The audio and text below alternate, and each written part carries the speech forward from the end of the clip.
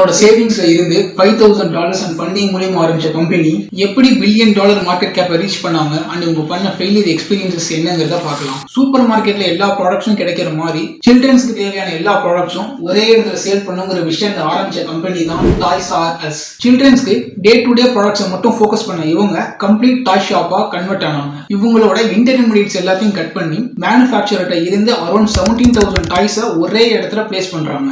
இதனால இவங்களோட ப்ராடக்ட்ஸ் சில்ட்ரன்ஸ்க்கு பிடிச்சிருந்துச்சு அண்ட் த சேம் டைம் பேரண்ட்ஸ்க்கு இதோட பிரைஸ் பிடிச்சிருந்துச்சு.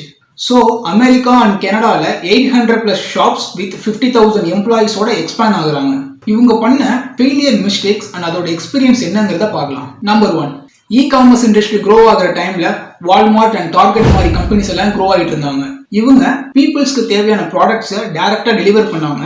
இதனால டாய்ஸ் ஆர் அஸோட சேல்ஸ் கம்மியாகுது. நம்பர் 2, டாய்ஸ் ஆர் அஸ் அமேசானோட டைப் பண்ணி அவங்களோட ப்ராடக்ட்ஸை அமேசான் சைட்ல சேல் பண்ண ஆரம்பிச்சாங்க. அதர் காம்படிஷன் இருக்கிறதுனால அஃபோர்டபிள் பிரைஸ்ல ப்ராடக்ட்டை சேல் பண்ண முடியல. நம்பர் 3, இவங்களோட ஓன் இ-காமர்ஸ் சைட்லயும் ப்ராடக்ட் சேல் பண்ண முடியல. ஸோ வித் லோனோட பேபிஸ் ஆர் அஸ்ன்னு நியூ கேட்டகரி டைப் ஆஃப் ப்ராடக்ட்டை ஃபோக்கஸ் பண்றாங்க. அந்த லாஸ்ட் ஒன், சப்ளையரோட லோன் அமௌண்ட் ரீபே பண்றதுக்காண்டி மல்டிபிள் பேங்க்ஸ்ல இருந்து லோன் வாங்குறாங்க.